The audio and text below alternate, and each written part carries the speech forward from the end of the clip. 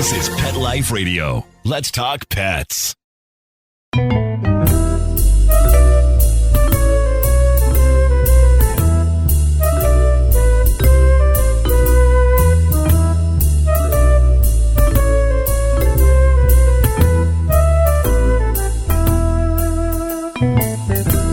Hello, feline friends. This is Michelle Fern, your host on Cattitude.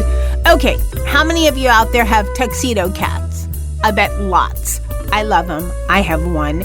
And wouldn't you like to know how they tick? I would, because mine's a diva, and I'd like to know what makes her tick. Well, I have an expert coming up on my show today.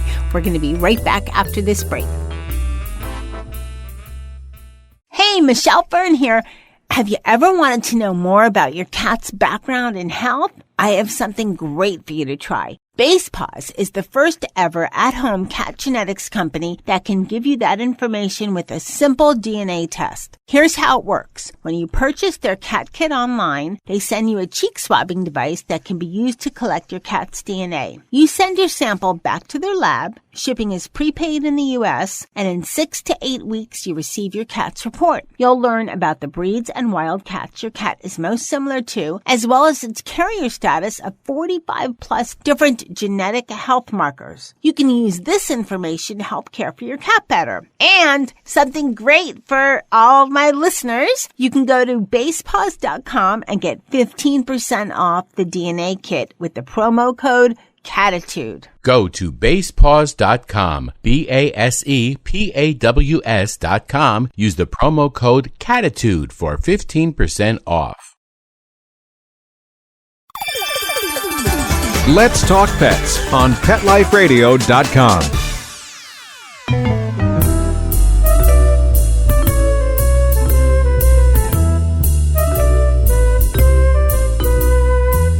Welcome back, everyone. I'd like to welcome Dan Richardson.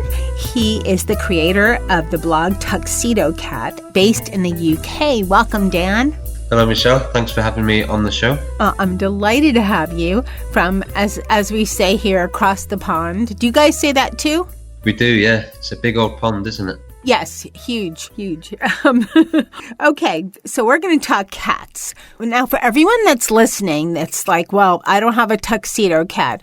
Let me tell you, Dan's site has a lot of great information that really can pertain to all cats, like how to remove a tick from your cat, how to groom a cat. So just because you don't have a tuxedo cat, don't think, okay, this show isn't really for me. It is for you. And then, hey, you'll learn about tuxedo cats. So if a friend or someone has one, you'll, be that more impressive about your cat knowledge. So, Absolutely. Dan, what made you decide to do a blog on tuxedo cats? Yeah, well, it's an interesting one. So I've worked in the website industry for a long time. I used to make websites for people. Basically, it was my job. I mean, it still is my job today. I still work with websites now in my day job. But a while ago, shortly after I got married, my wife and I decided we wanted a pet, and we thought we'd adopt one. So we went down to the local cat rescue centre, which the one there was called Boot Home for Cats. And it's been around for a very long time now. I think there was an old philanthropist in Liverpool who died, and he left a lot of money to set up this cattery.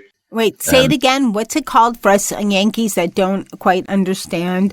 Sorry, it's called Boot Home for Cats. So that's BOOTE, Home for Cats. It's named after the guy who left all the money, I believe. Oh, okay, nice. And it's a shelter for cats? Yeah, it's a shelter for cats in Liverpool, close to where we live. So I looked it up online, and we headed over there. And a couple of weeks before we'd visited, they'd just had a big litter of, tuxedo cats, black and white kittens, dumped on their doorstep in a suitcase. I think there was 6 of them altogether. Somebody had just chucked them in a suitcase and left them outside the front of the cat centre. So we went in there, and there were 2 left at the time. One in particular we were sort of really connected with, and we went back to visit it the next week. Then we decided, right, we're going to get this black and white cat, this tuxedo cat, and we brought her into our flat where we lived at the time, and that was the start of it, really. And that was, for me, at that point, I had never had a cat before. I'd grown up with dogs, I'd grown up with rabbits, guinea pigs, but I'd never had a cat.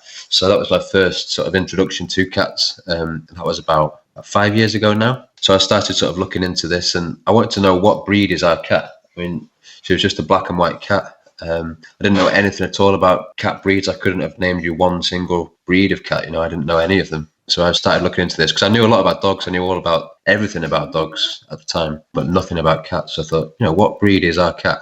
Let's try and work this out.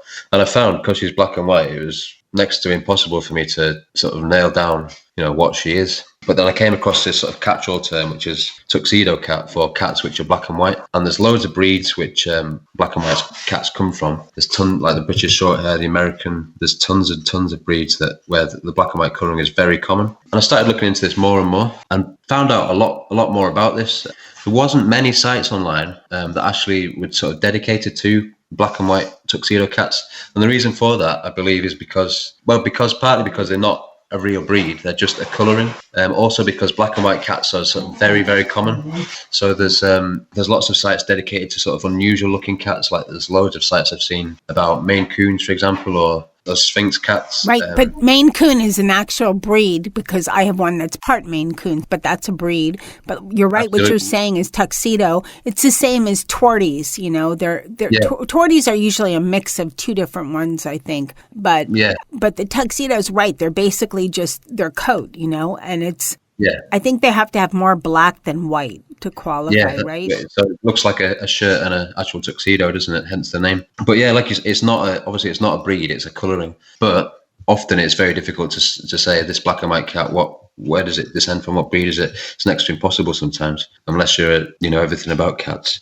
So anyway, what I decided to do was to set up this website, and in doing that, I found out sort of quite a few stats. So I sort of read a lot about cat statistics. And a big fact that I found was 75% of all cats are black and white. Wow. So that's huge, isn't it? I mean, that's 3/4. That's the majority of cats. And that's, your classic but wait, cat. How many of those black and white cats are considered tuxedo cats? Now you're asking. I don't know exactly, but it certainly wouldn't be all of them, because if a cat is mostly white, then it's not a tuxedo cat. But I mean, I'd have to guess, to be honest. I don't know the exact figures. It's difficult because you don't tend to get right. They don't really take measurements on this and stuff. Because I do know that what you said. Some people think tuxedo cats are they must look like they're wearing a tux. All black and only a little white on the neck. But I've also heard that tuxedo cats, they're mostly black with white markings. So they have to be mostly black. That's what I've heard too. So they've gotten a little flexible in their, I guess, description. Yeah, I mean, that's generally my standpoint, is mostly black with white markings. But on my website, we accept any cat that's black and white. So if you've got a black and white cat, come along and get involved. But so while I was finding these things out, I also found out that because tuxedo cats are perceived to be common looking, so you think of a cat, you generally think black and white. And if you go into a cat centre to adopt a cat, like we did, if you've got a choice between, say, a Maine Coon or something that looks really quite distinctive, my sister has a big ginger cat. If you have a choice between a big ginger cat or a small ginger cat, a black and white cat, statistics show that you're far more likely to adopt the differently coloured cat, because it's more interesting, it stands out a bit more, which is fair enough in many ways. But what that does mean is that as a percentage of the feral cat population, and as a percentage of the amount of time that black and white cats spend in waiting to be adopted is longer than it is for sort of more unique looking cats. So part of my reason behind this website was I wanted to provide a place to sort of promote the plight of the black and white cat, to say to people, just because a cat looks common doesn't mean there's anything common about its personality. So consider adopting one, basically. That's so true, because, as you were talking about it, I thought, I wonder, does the coat make the cat? I've had a show on torties before, and we've talked a little about torties and tuxes and the differences. And one of the listeners actually wrote me and said, you have to do a show about this because my tortie's nuts. And she gave me all these examples. They're just not nuts, but extreme personality and very distinct in what she likes and what she doesn't like and her behaviors and so forth. And sometimes it's almost like for us two-legged people, how people say, well, if you have red hair, do you have red hair? I do, yeah. Because I saw your picture. I wasn't sure, so I'm putting my foot in my mouth I wasn't planning on this.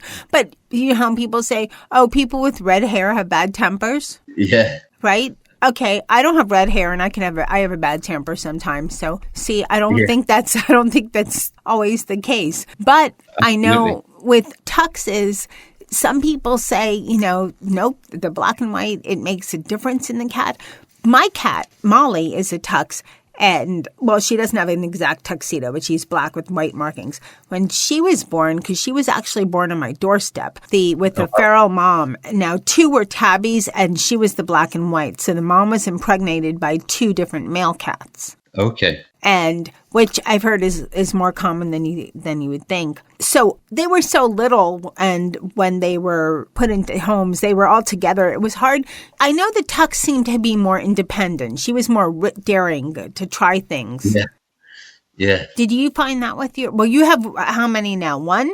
Just got 1, for now. I was trying to persuade my wife to get another one, but she's been with us for such a long time now. I think she'd struggle with another one coming in at this stage, but maybe at some point. But yeah, we just have the 1. But she is very, so she's always been an indoor cat because we live by quite a busy road, but she's very, very keen to get outside a lot of the time.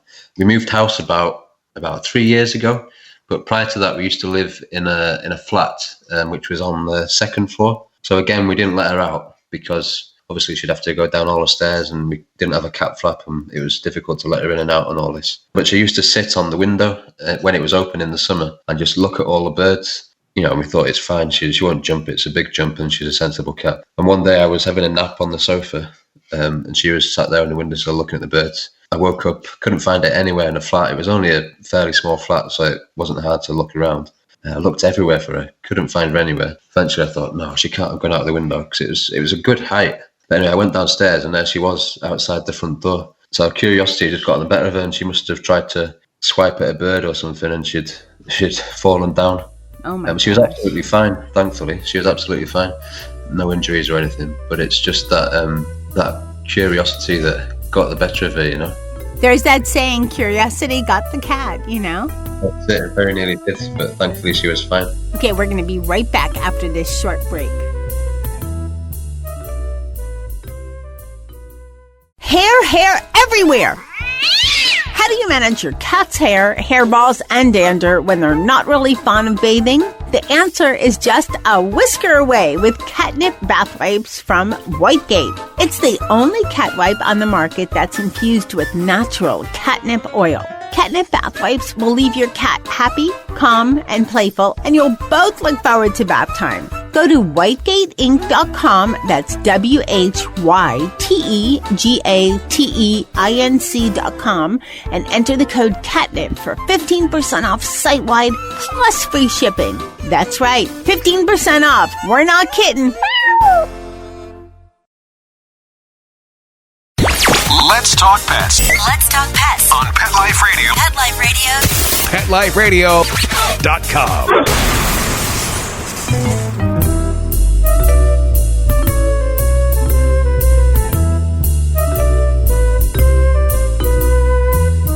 Welcome back, everyone. We're talking today about Tuxedo Cats, and I'm with Dan Richardson. He's the creator of the Tuxedo Cat blog in the UK, based in the UK.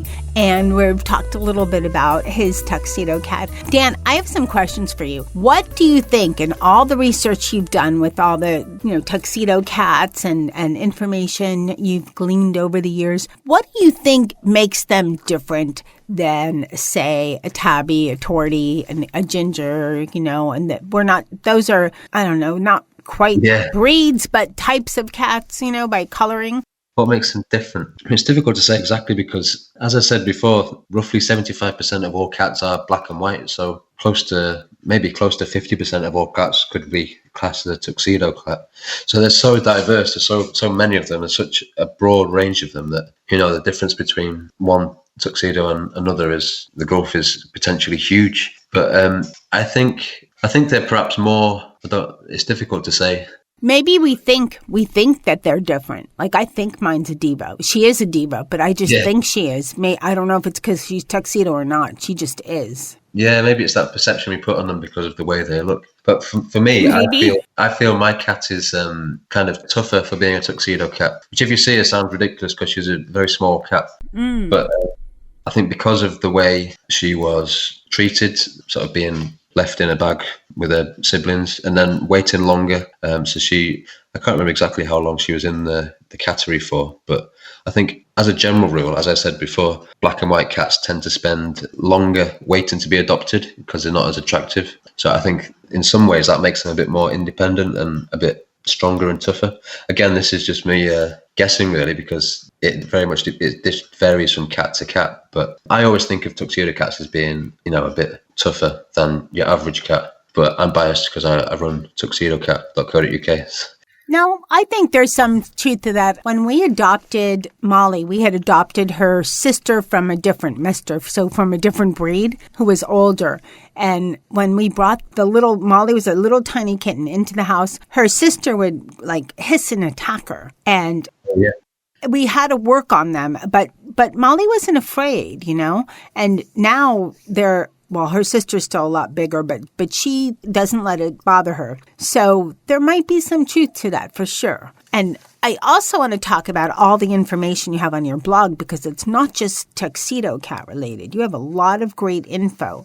So give us I know I talked a little bit about, you have tick removal and this, grooming. Tell us some of the highlights of some of the items that you have on your website that are maybe more unusual that people won't find everywhere that they can locate on your website. Yeah. So my website covers, it started initially just as being a place to speak about black and white tuxedo cats. And that's still the main purpose of it really. But I wanted to sort of build it out and make more of it. So now we've got must be around 100 articles on there, all about sort of cat health, nutrition, training, sort of general useful information about looking after your cat. I've also got product guides as well, where we review different cat-related products. One of the articles on my site that gets the most visits is actually about what to do when your cat goes missing, which gets a lot of visits every day, really, that article. And I think I'm pleased with that because typically you do find a lot of feral black and white cats. So I think it's kind of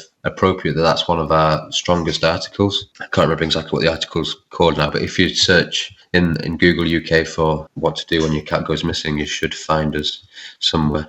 So, okay, give us some tips. So without revealing all of the article, because folks, you have to go to his site. It's going to be, of course, on the Pet Life Radio Cattitude page for this episode, but it's tuxedo-cat.co.uk. And again, it'll be on this episode page, so there'll be a link going to the website. So if you're listening and you're running or something, exercising, and you can't bother to write it down right now, it's on the episode page on Pet Life Radio of this episode of Cattitude. But give us a couple of hints of, things that people can do when their cats go missing without revealing everything for the article, because we want you to go to the site and read it so you learn all of the information.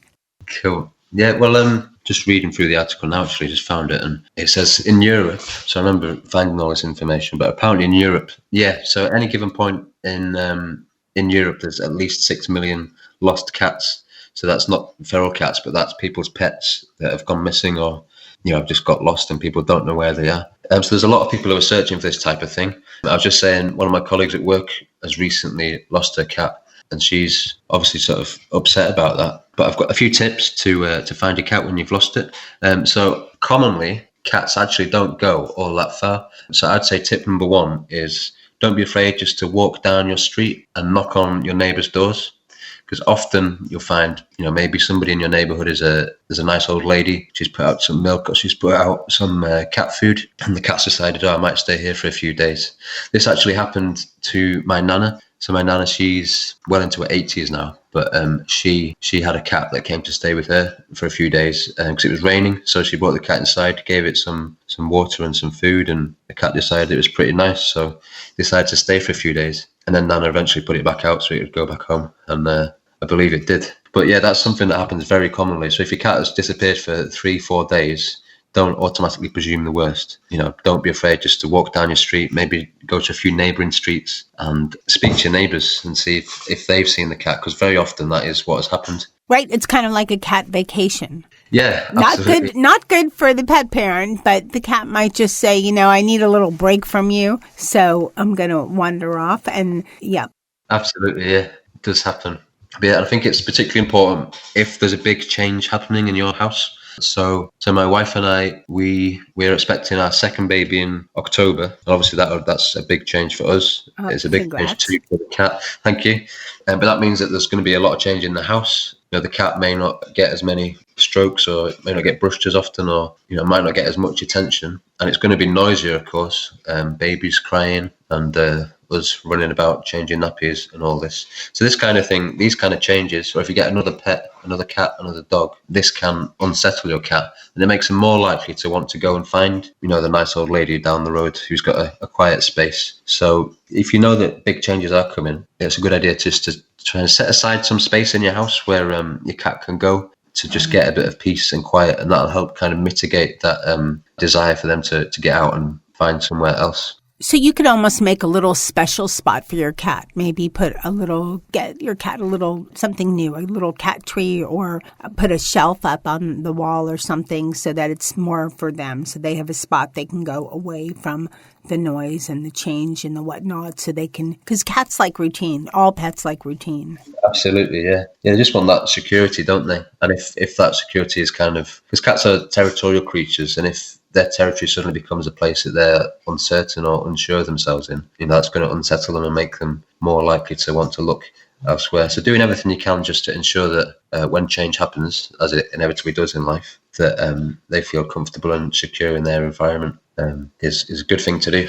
Okay, any more tips? Again, another top tip, it's a really simple one, but if you have lost your cat, you've been down the street, you've spoken to everyone, and then just speak to your local cat shelter, your local vets. So when we first got our cat from the cat shelter in Liverpool, she still had an identification tag in her neck, but we didn't realise for a long time that it was set to the address of the cat centre. So it may be that if you've recently got a cat from a rescue centre, that it does have their address in. Someone may have picked it up, took it to the vet scanned it, then took it back to the cat rescue centre. So it's always a good idea to give them a ring, always a good idea to give your vet a ring. And because very often people will find cats, and if the cats come into their house, they will at some point more than likely ring the vet and say, I found this lost cat. It's a simple thing to do. Let me ask you, do they chip cats like they do in the US? Is that common in the UK? Do they check them, scan them, you mean? Chip, like insert a chip so that they can be scanned to find out if they belong to someone or not? Yes, yeah, we do that. It's not compulsory. The cat centre we got our cat from, they do it automatically and register them as being at the cattery. And yeah, typically most people do. But if you get a cat, if you get a kitten or you get a puppy, it's down to you really whether or not that gets done. And not everyone gets around to it. But it's a great idea to do that, because if anything does happen, hopefully a cat will come straight back to you. Those are some great tips. Okay, now I have a fun question for you, because you know so much about tuxedo cats, and your website's mostly focused on tuxedo cats. Okay, what famous tuxedo cats do you like?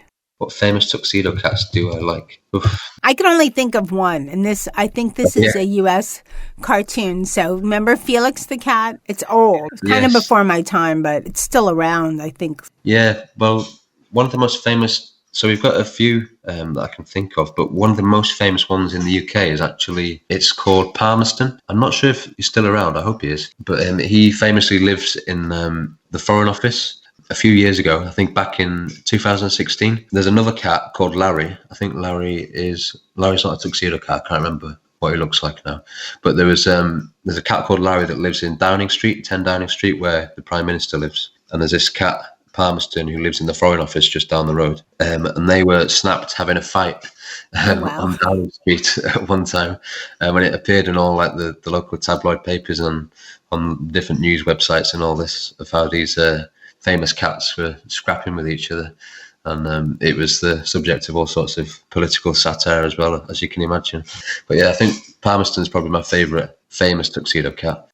Well, mine is a cartoon. So Felix the cat is a cartoon, and he's been around for years. I don't know how old or how long, but he's been around for years. So that's the only one I could think of. Yeah, I think remember when I wrote an article about this ages ago about famous tuxedo cats. There's one more. I think Mutt's Comics has one, and I can't think of the cat's name, but they have a cat and a dog, and they're both like the main characters of his cartoons. And his cat, I think, is a tuxedo cat. It's black. It's mostly black. I think that has some white markings. It's a great comic if you are interested. But I think his is a tuxedo cat too, and that's all I know of. Yeah, there's I remember back years ago there was a famous picture of I think the Clinton family. They had a tuxedo cat that they kept in the White House. There's a famous picture. I think it was called Socks. Oh, yeah, the Clintons. Yeah, Socks. Uh-huh. Yeah, there's a famous picture of him looking over, stood up on the lectern in the White House, looking very dapper and important. It's a great tuxedo cat picture, that one. How can we forget Socks? I mean, well, we won't talk about politics, what's going on in the U.S. now, because, well, really we just won't go there. That's enough said. But I love Socks. Yes. How could I forget about Socks? Yes. Yep, exactly. Okay, tell us how people can find your site. If they do a search or something, I gave out the URL, but how else can they find your site? Yeah, I mean, so you can just search on Google for Tuxedo Cat UK, and you should find us easily enough. You can also find us on Facebook. Again, if you just search for Tuxedo Cat UK, you should be able to find our page. It's got about 1,000 or so likes, so it's not a massive page at the moment, but you should hopefully be able to find it. We're not yet on Instagram, but I am hoping to get on there at some point. So when I do, I'll post that on the Facebook page and on the website as well. But yeah, if anyone's listening and they have a tuxedo cat, or you want to send me your pictures of your tuxedo cat, please do. I'd be very happy to add it to my gallery. There's a gallery on the website that we keep of just different black and white cats that people have sent us. So if you've got a black and white cat and you think it deserves a place in the gallery, just head over to my website and send me an email, and we can add your cat to the website. Okay, wonderful. Oh, Dan, it's been so much fun having you on Cattitude and learning about the world of tuxedo cats. So thank you so much for coming on Cattitude. Thank you very much, Michelle. It's been a pleasure. Wow, who knew all of that about tuxedo cats? And then how many are black and white and that they're like less likely to be adopted? I didn't think that. I never knew that. I think they're adorable. And okay, I'm biased. I have one. That's Molly, and she's my little diva cat. But she's my partner's. It's like his mistress. You know, if she was a person, I would be jealous. Okay, sometimes I'm still jealous, but I love tuxedo cats, and it was wonderful having Dan on the show. Please check out his blog, tuxedo-cat.co.uk. I'd like to thank my guest, Dan Richardson, for coming on Cattitude and telling us about tuxedo cats. Thanks to my producer, Mark Winter, for making me and my guests sound fabulous. He puts so much work into every episode. So, round of applause for Mark Winter. And I'd like to thank my crew, Dennis, who's Maine Coon, Charlotte, who's Torty and who knows what else, and Molly, who's a little tux. She's a little tuxedo cat. So thanks to my crew, and huge thanks to everyone listening. You make Cattitude one of the most popular cat podcasts out there. So thank you so much for listening. Please, any information, any comments, feedback, suggestions, please send them. Michelle at PetLifeRadio.com. Keep listening. You never know what's going to be coming up. Let's Talk Pets, every week on demand, only on PetLifeRadio.com.